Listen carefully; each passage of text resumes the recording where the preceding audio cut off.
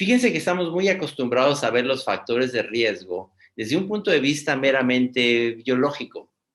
Digamos, tenemos dos personas de 50 años de edad que ambos tienen las mismas condiciones, tienen la misma diabetes, qué sé yo, la misma condición, nomás que uno sí se puede quedar en su casa y otro no. Uno puede trabajar desde casa y otro se tiene que trepar al metro. Entonces, parecieran tener el mismo riesgo, pero no. Entonces, no veamos nada más esto desde un punto de vista biológico. Algo de eso quiero tratar también con ustedes. Eh, Hablando en situaciones de proporción, siempre me gusta empezar mis pláticas con esta proyección. Comparemos, porque a mí frecuentemente me dicen, usted que estuvo tan involucrado en la pandemia de 2009, ¿cómo le hicieron para ser tan exitosos? Bueno, hay que decir que México, en efecto, y no me doy yo el crédito, se lo doy a las autoridades, a la Secretaría, al entonces secretario de Salud, el doctor Ángel Córdoba, recibió reconocimiento internacional por la manera en la que México respondió, pero también hay que decir que era una situación sustancialmente menos grave que la que estamos viviendo. Solamente les pongo en contexto. Miren, en el peor momento de la pandemia, de 2009, 2010, que era el 14 de octubre del 2009, teníamos en este grupo de hospitales de los Institutos Nacionales de Salud, que son todos los que ven ustedes aquí, que seguramente conocen algunos, 216 pacientes hospitalizados y 86 intubados. Recuerdo yo que hablaba yo con el secretario de Salud en mi carácter de comisionado, decirle que estábamos en una situación muy difícil, que estábamos llenando ya las terapias intensivas de los hospitales. Bueno, pongan eso en contexto. Esta pandemia ha tenido en un solo hospital todos estos pacientes juntos y durante un año completito. Yo les aseguro que en algunos de estos hospitales, en este momento, puede haber 200 pacientes hospitalizados y 80 intubados en un solo hospital. Esta pandemia es en órdenes de magnitud mucho peor que aquella, pero es también, sin duda, el peor problema de salud que ha vivido México en los últimos 100 años probablemente, y necesitamos las mejores acciones de salud y de gobierno de los últimos 100 años, no me queda ninguna duda. También desde el punto de vista sociopolítico, cultural, es la peor situación que el mundo ha vivido, quizás con excepción de las dos grandes guerras mundiales, y nos tocó vivirla, y como decía ahorita Lori, pues que hay quien tendrá un papel que jugar en eso. Me quise meter un poquito con los mecanismos de transmisión porque tiene que ver también con los riesgos. Estos son mis garabatos, discúlpenme. Ahorita que decía Lori también de cómo evolucionó el conocimiento y cómo tuvimos que evolucionar todos. En un principio pensábamos que la transmisión indirecta, o sea, que tú tocas una superficie y luego alguien toca esa superficie y te tocas la cara, los ojos, ya te infectaste. Así lo creíamos en un principio.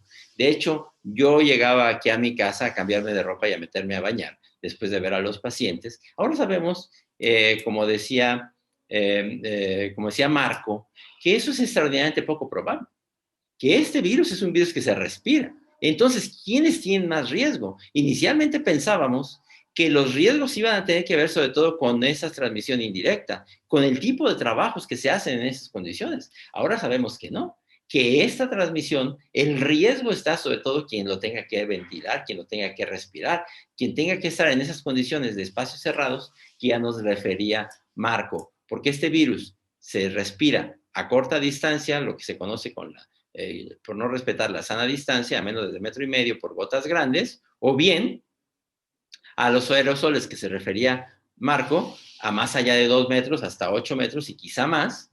Y eso tiene que ver desde luego con un factor de riesgo. ¿Cuál es el factor de riesgo? ¿En qué condiciones trabajas? Y a eso me voy a referir también más adelante. Entonces, también no quise dejar de señalar que el cubrebocas nos protege contra esa transmisión de aérea o esa transmisión para respirar el virus, pero tiene un límite. El cubrebocas, de hecho, también se ha equiparado a una vacuna porque deja pasar algunos virus y a lo mejor te permite no tener un cuadro tan grave cuando te enfermas, pero tiene un límite. Es desde luego lo mejor que puedes hacer cuando te vas a enfrentar al virus, sobre todo en grandes cantidades. Pero hay una cosa que no se ha insistido lo suficiente. Un cubrebocas, para que funcione, debe ser un buen cubrebocas. Primero, no lo debes traer de barba, de bigote. Debe cubrir bien, como muestra aquí este niño, del puente de la nariz a la base de la barbilla. y por los lados debe cubrir las mejillas. Y debe tener preferentemente una buena fijación nasal, un buen moldeador nasal. Recientemente se describió también la necesidad de usar un doble cubrebocas. Y quien tenga en su riesgo un ambiente de trabajo o de vida en donde está muy enfrentado al virus porque está respirando mucho, podrá enfrentar mejor ese riesgo en la medida que pueda usar un mejor cubrebocas. En los servicios de salud todavía estamos usando los cubrebocas N95, pero no en todas las áreas de los hospitales. En muchos hospitales, en muchas regiones o áreas de los hospitales, usamos los cubrebocas quirúrgicos convencionales o inclusive los caseros. Recientemente, los CDCs en los Estados Unidos recomiendan el uso de doble cubrebocas, uno de tela como estos que cubra uno quirúrgico. Yo creo que es una buena recomendación y tendrá que ver entonces qué tanto puedas adaptar tu vida a tu riesgo, un poco también lo que decía ahora Arturo. Dos términos que también me gustaría aclarar. No es lo mismo controlar que mitigar. Controlar es que no haya casos nuevos. Y eso necesitamos el distanciamiento social, el cierre de actividades, la educación, la comunicación, las detecciones por pruebas del laboratorio, aislamiento, cuarentena, cubrebocas, vacunas. No agregué yo ahí algo que es muy importante. Hay que decir que esta es de las primeras diapositivas porque, que yo diseñé en esta pandemia, porque, como decía Lori, tenemos que ir modificando las cosas. Yo en esta diapositiva ya agregué las vacunas y sin embargo no agregué algo que es muy interesante y que ahorita estoy pensando que lo tengo que agregar, que es todo lo que mencionó, o un sustrato de lo que mencionó Marco. ¿Cómo vamos a hacer en el futuro para no estar todos respirando el mismo aire viciado? Aquí podríamos agregar ventilación entonces en el control. Mitigación es que los casos que ya ocurrieron nos hagan menos daño. Eso es a través de la detección temprana, de la oxigenoterapia, preparar los servicios médicos e incrementar las capacidades de terapia respiratoria. Porque podemos comprar ventiladores, por ejemplo, me refiero no ventiladores para que haya una mejor ventilación en las áreas, sino ventiladores mecánicos para los pacientes que no pueden oxigenar bien. Pero si compramos ventiladores, pero no tenemos gente que los maneje adecuadamente, pues obviamente no mejora su pronóstico. Y fíjense, aquí tenemos dos pacientes que parecieran iguales y que van a ir a ventilación los dos. Digamos, dos pacientes de 60 años de edad, mismas condiciones, mismos factores de riesgo.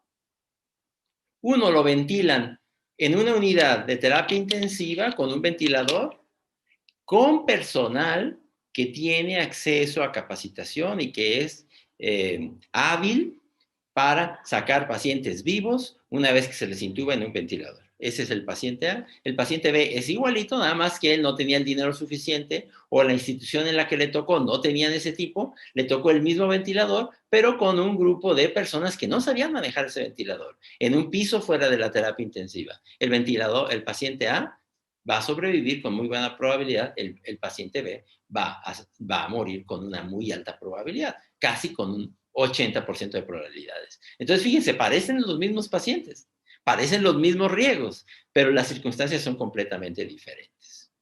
En la clínica es también algo muy importante porque sabemos que esta enfermedad da lo que se llama la hipoxemia feliz, o sea, que tú puedes tener hipoxemia y no te das cuenta porque este virus que se mete a través del nervio olfatorio toma control del centro respiratorio. Puede ser que te estés ahogando y no te das cuenta. Definitivamente es un problema de origen central. Ya se ha descrito que tiene que ver con que se meta el virus y de ahí se ha concluido la necesidad de comprar un oxímetro y que cuando empieces con fiebre, tos, dolor de garganta, te cheques en la oximetría para ver que esté, como ven aquí, arriba de 94, arriba de 90 en la mayoría de las ciudades mexicanas. Una persona que es capaz de tener un oxímetro, de entender que eso es importante y avisar en cuanto la oximetría le baje de 90, tiene buena probabilidad de que se le oxigene desde muy temprano, a diferencia de una persona que no entiende eso, que cree que tomando dióxido de cloro es bueno, o que tiene que ir a ver a un médico que además le receta citromicina, ivermectina y todo eso, y se siente razonablemente bien atendido, pero que no tuvo acceso a algo tan sencillo como un oxímetro o una terapia de oxígeno temprana. Bueno, los mismos pacientes van a tener eh, resoluciones completamente diferentes. Uno va a sobrevivir con una alta probabilidad y otro no va a sobrevivir o va a tener una enfermedad grave que lo va a dañar. Y yo digo que esto es un poco una filosofía. Si tú le preguntas a cualquier médico, ¿qué es lo importante en la diarrea? ¿El antibiótico? ¿Qué es lo importante? Cualquier médico, doctor, doctora, te puede decir, en la paciente con diarrea, lo importante es la hidratación, no los medicamentos. Urge que lo hidrates y ya después ves si necesita antibióticos o no, pero que no se te deshidrate. Es lo mismo en los pacientes con COVID. Lo determinante es la oxigenación, no la ivermectina, no la citromicina, no la colchicina, no la ceftriaxona, no la levofloxacina. Lo importante es la oxigenación. La oxigenación para los pacientes con COVID es la hidratación de los pacientes con diarrea. Entonces, el mismísimo paciente, enfrentado a dos circunstancias diferentes, va a tener evoluciones completamente distintas, porque si un paciente tempranamente se le oxigena y se le mantiene siempre arriba de 90%, va a tener una mejor evolución y eso es cada vez más la evidencia.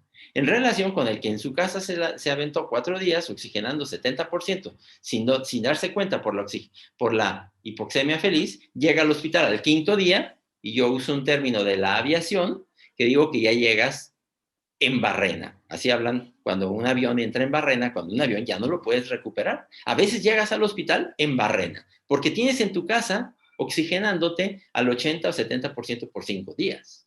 Y son los mismos pacientes, nada más que unos tienen acceso a unas cosas y otros tienen acceso a otras cosas. Entonces, una de las primeras conclusiones que yo quiero de esta plática es que entendamos que los riesgos no solamente son orgánicos, son sociales, son culturales, son económicos. Entonces, miren, por ejemplo, aquí está el daño que te puede dar la hipoxemia. Un paciente que puede tener lesiones en vidrio esmerilado como este, entra en hipoxemia. La hipoxemia causa, entre otras cosas, un grave daño al endotelio, liberación de factores de inflamación, lo que ustedes me digan, y puede ser que si tú estás en hipoxemia, simple y sencillamente esto va a evolucionar, se te van a inundar los pulmones y vas a acabar en una terapia intensiva, porque hay un daño de la hipoxemia. Y la hipoxemia entonces te conduce a que el manejo con el oxígeno sea lo mejor tempranamente, porque la gente dice, ¿cuál es el mejor antiviral? El mejor antiviral es el oxígeno. El mejor antiinflamatorio es el oxígeno. ¿Cuál es el mejor inductor de buenas defensas contra el COVID? El oxígeno. Entonces, el manejo temprano con oxígeno. Yo dejaría ahí este asunto de la oxigenación porque es muy importante y me gustaría ahora también ir a algunos aspectos que tienen que ver con el riesgo que tiene el trabajo que haces, porque se ha dicho inclusive el riesgo que tienen, por ejemplo, los trabajadores de la salud en México. Recientemente se ha discutido mucho cuál es el riesgo de un trabajador de la salud que atiende pacientes con COVID contra el que no atiende pacientes con COVID, como si eso fuera posible hacerlo. Sabemos que no es realmente posible discriminar el que ve que el que no ve pacientes con COVID. Una de las primeras conclusiones que se obtuvieron al conocer los datos de pacientes mexicanos fue que una proporción alta eran trabajadores de la salud. Por ejemplo, en estos, los primeros pacientes que atendían en nutrición, cerca del 20% eran trabajadores de la salud. Ahora, aquí hay que aplicar lo que decía de la probabilidad condicionada, lo que decía Arturo. Ok, 20% o 18.6% de los primeros pacientes que hubo en nutrición eran trabajadores de la salud. ¿Cuánto es el porcentaje de trabajadores de la salud en la población general? No es de 18%, es de alrededor del 2%, qué sé yo. Entonces, 18% pues es muchísimo. Quiere decir que parece haber un riesgo de ser trabajador de la salud. Y a eso me voy a referir también, porque ¿en qué condiciones trabaja el trabajador de la salud? Se ha descrito que en México el trabajador de la salud trabaja frecuentemente sin buenos equipos de protección personal, pero yo me voy a referir ahora de las condiciones en las que trabajan muchos trabajadores de la salud en relación con lo que decía Marco. ¿En qué condiciones de ventilación en sus áreas de trabajo? Entonces, voy a remitirme ahora a los grupos de riesgo tradicionales, los meramente biológicos. No me voy a entretener demasiado en ellos porque, primero, ¿cómo se mide que hay un grupo de riesgo? Bueno, porque se dice que la evolución no fue buena. ¿Y cómo sabemos que la evolución no fue buena? Bueno, porque tuvo más necesidad de usar terapia respiratoria porque cayó más en hipoxemia. Eso es, digamos, el estrato más bajo. El que ya le fue más mal tuvo necesidad de hospitalizarse. El que todavía le fue más mal tuvo la necesidad de entrar a terapia intensiva o a una sección habilitada fuera de la terapia intensiva porque ya se había atiborrado la terapia intensiva.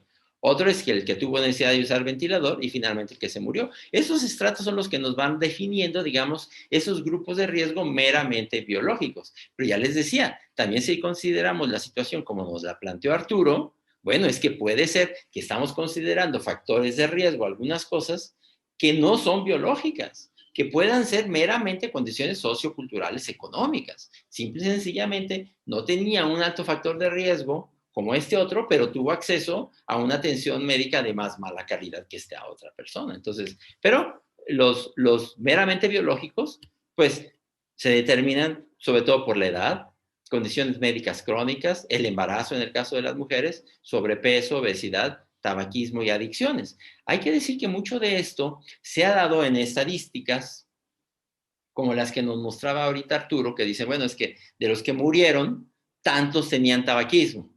Sí, pero ¿qué proporción de la población fuma? Y entonces hay que determinar si realmente era un factor de riesgo o simple y sencillamente estaba representando la población que fuma y que finalmente vino a morir. Y no ha sido fácil determinar entonces cuáles son los factores de riesgo meramente biológicos, porque se cruzan mucho con esos factores económicos, culturales. Por ejemplo, en los Estados Unidos, ya nos decía Marco, esta es una enfermedad racista y clasista, está claramente correlacionado con grupos, por ejemplo, con la población negra o la población hispana. Entonces, no es fácil discriminar y decir cuáles son los verdaderos factores de riesgo biológico. El más claro de todos es, sin embargo, la edad. Ahí sí está muy claro que es el principal factor de riesgo. Si ustedes consideran la edad como el grupo de referencia, los que tengan 5 a 7 años, 5 a 17 años de edad, como ven aquí, esto es un estudio que pueden obtener de datos de la población de los Estados Unidos, los enfermos y los muertos, y consideran como el riesgo basal el que tenga 5 a 17 años, pueden ver que si tienes ya de 18 a 29 años, ya tienes un doble factor de riesgo de enfermar. Pero vean ustedes la muerte, aquí hasta abajo. Si la referencia es tener 5 a 17 años, los que tengan 0 a 4 años tienen la misma probabilidad de morir, uno por. Pero vean ustedes, si ya tienes, digamos, 30 a 39 años, ya tienes 45 veces más probabilidad de morir. Y si tienes 75 a 84 años, tu probabilidad de morir es de 3.200 veces mayor que si tienes si estás en ese grupo de 5 a 17 años, que es el grupo de referencia. Es más, aunque seas joven, muy joven, de 18 a 30 años de edad, de 18 a 29 años de edad, tu probabilidad ya de morir es de 10 veces en relación con el grupo de referencia. ¿Y qué se puede hacer con eso? Bueno, pues, porque decíamos, ¿qué podemos hacer para modificar eso? Pues, ¿no? Usar la mascarilla, mantener la sana distancia, evitar los lugares muy concurridos a los que nos refería Marco, pues es lo que puedes hacer, ¿verdad? Y se ha mantenido lo de lava tus manos y no toques la cara. Este es un grupo que, sin duda, perdón, este es un factor, la edad como el principalísimo factor de riesgo. Hay otros que han sido más difíciil por las mismas circunstancias que nos presentaba ahorita Arturo: cáncer, enfermedad renal crónica, enfermedad pulmonar crónica, enfermedad neurológica crónica. Hoy mismo leía yo que aunque hay muchos con demencia, no necesariamente la demencia es el factor de riesgo. La diabetes, el síndrome de Down, la cardiopatía crónica, las condiciones de inmunosupresión como VIH, la enfermedad hepática crónica, el sobrepeso, la obesidad, el tabaquismo, los trasplantes, las adicciones, todo eso se consideran grupos de riesgo. Pero fíjense que muchos de estos han sido dados meramente por descripciones porcentuales de la gente que murió. Pero a veces eso no necesariamente te dice que sea un factor de riesgo y no ha sido fácil de establecer por todo lo que decía ahora Arturo y que él maneja sin duda mucho mejor que yo. Pero les voy a dar el caso, por ejemplo, de la diabetes.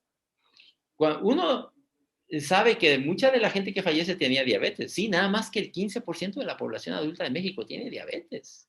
Y si uno analiza en un metaanálisis la prevalencia de diabetes entre los pacientes con COVID, pues resulta que no es tan diferente. Vean aquí más o menos. Es un poquito mayor, ¿verdad? Que la población general. Y lo que pudiera ser un riesgo mayor podría ser la muerte. Pero es que no necesariamente es la diabetes, sino cuáles son tus condiciones generales. Porque no es lo mismo un diabético bien controlado que un diabético que se ejercita y tiene su diabetes bajo control.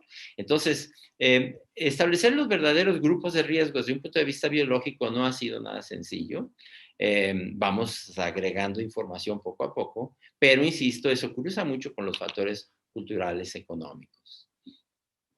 Se recomienda, a ver, cuando tengas un paciente con diabetes que llega a tener un buen control glucémico, si lo tienes que atenderte para que tengas un buen control de tu glucosa, hacer ejercicio, ponerte tus vacunas, higienizar frecuentemente tus manos. Cuando estés en lugares públicos, llevar lo que se llama una higiene respiratoria, ponte tu cubrebocas, no te toques ojos, nariz o boca, minimizar el contacto con enfermos, cubrebocas en todo espacio público y en caso de sospecha de COVID en personas cercanas y evitar áreas de alta incidencia de COVID. Si ustedes se fijan, eso que se les recomienda para las personas con diabetes, pues no es ni más ni menos que lo que le debemos recomendar a absolutamente todos. Y eso también lo trató Marco. Es que al final es lo mismo para todos.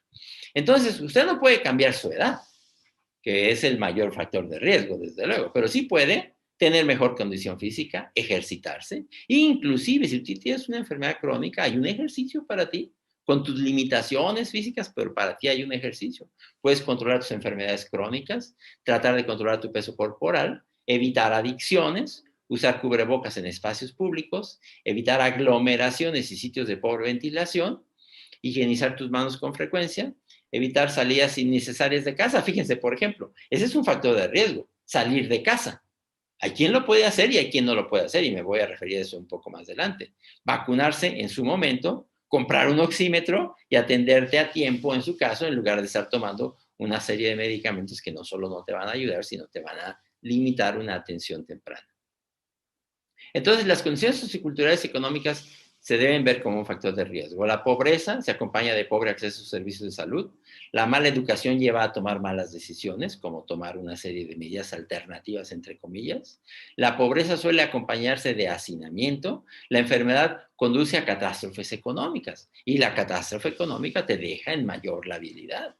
La gente a veces cuando va a los hospitales privados, y no quiero yo aquí abonar digamos, a satanizar a los servicios médicos privados, la gente a veces no se da idea de lo que cuesta una atención médica privada.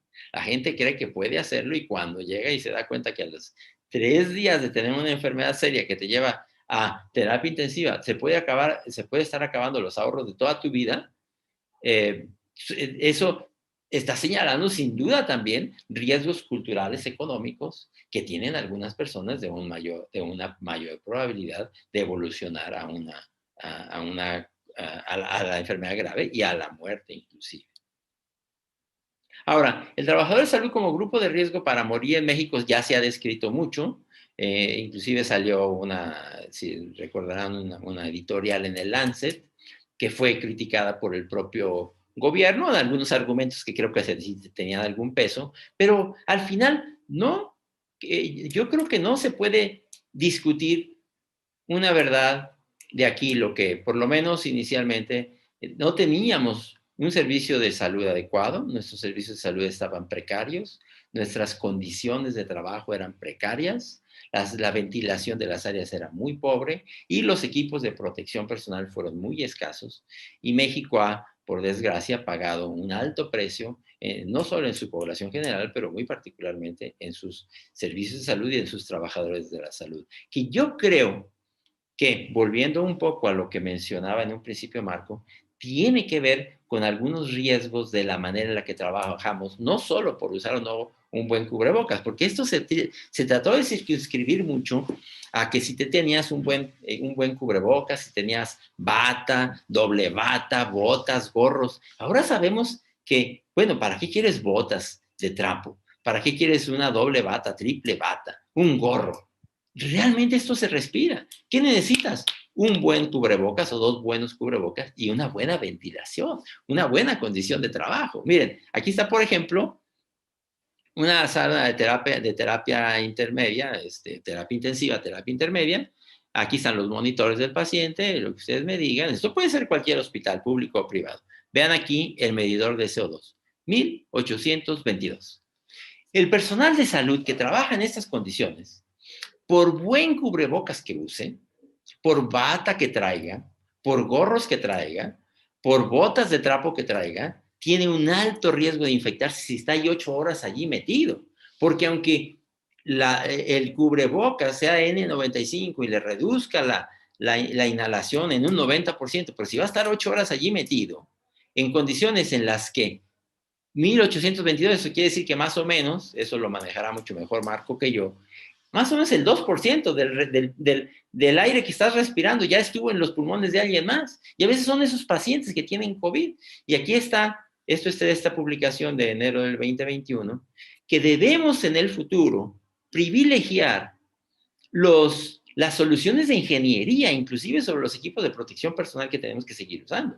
Si tú tienes un ambiente en el que hay mala ventilación y hay muchos virus o patógenos, pues finalmente te vas a enfermar por más equipos de protección personal que tengas. De hecho, en la pirámide, el equipo de protección personal se encuentra en el pico de la pirámide, que aquí en este caso es una pirámide invertida, y la mayor protección te la va a dar la ventilación, como ven aquí, el control de la fuente. Yo creo que eso tiene mucho que ver con la manera en la que trabajamos los trabajadores de la salud en México.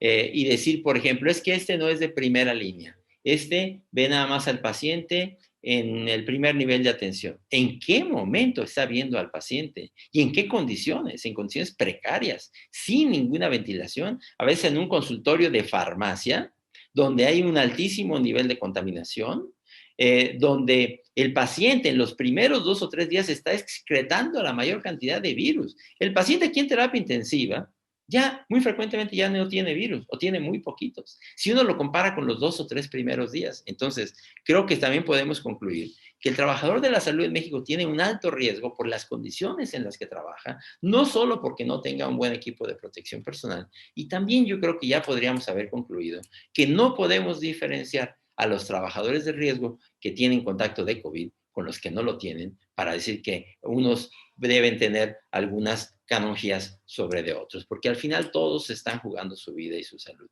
Tendremos que en el futuro, no abundo sobre eso porque ya lo dijo Marco, dar más atención a la ventilación. Quienes no pueden quedarse en casa, aquí vean una lectura en el metro, 1826. En general, las partes por millón de CO2 arriba de 1000 se consideran ya peligrosas, porque ya llegando al 2%, pues más o menos a 2000, estarías respirando el 2% del aire que respiraron todos los demás. Si vas en un vagón del metro con otras 100 personas, pero 2 de ellos llevan el virus y tú estás allí 30 minutos, pues buen cubrebocas que traigas, ojalá, pero eso no va a evitar que respires una buena cantidad de virus. El que se tenga que meter al transporte público, el mismísimo individuo con sus mismas características biológicas tiene un mayor riesgo que el que se pudo quedar en su casa trabajando. Entonces, ¿cómo vamos a volver a trabajar o a clases? El trabajo en interiores como factor de riesgo. Han puesto mamparas, que creo que van a servir muy de poco porque los aerosoles van a superar las mamparas. Serviría mucho más esto que ven acá arriba, la ventilación, y no abundo de eso, ya lo dijo Marco, a lo mejor tener filtros de aire, si la arquitectura de las escuelas o de los hospitales no nos permite ventilar, pues vamos a tener que ver cómo le vamos a hacer. Si no podemos ventilar porque no podemos hacer un agujero en un edificio, pues por lo menos tener esos filtros que nos describió también Marco. Estoy por terminar, pero toda pandemia es un fenómeno médico, social, político y económico. ¿Cuándo vamos a volver a ver una plaza llena con el Papa dándole la bendición a todos?